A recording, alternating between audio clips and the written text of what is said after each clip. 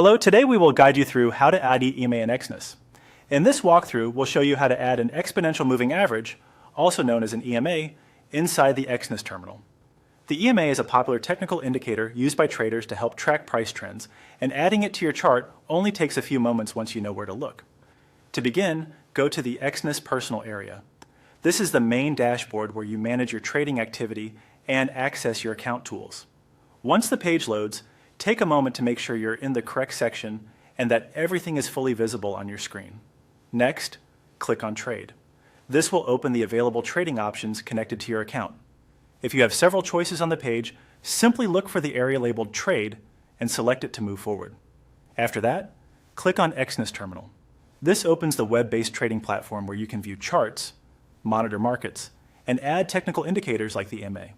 Depending on your internet speed, the terminal may take a few seconds to load, so give it a moment if needed before continuing.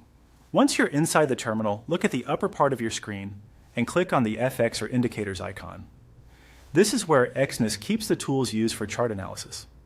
If you're new to the platform, this icon is the gateway to adding studies and indicators to your active chart, so it's an important spot to recognize. When the Indicators panel opens, go to the search bar and type Moving Average Exponential.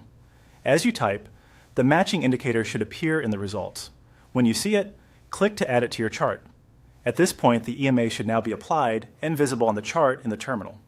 If you don't notice it right away, check that it was successfully selected from the search results and make sure you are viewing an active chart window. In some cases, changing the chart view slightly can make the indicator easier to spot. And that's it.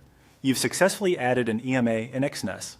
Once it appears on your chart, you can continue analyzing price movement using this indicator as part of your trading setup.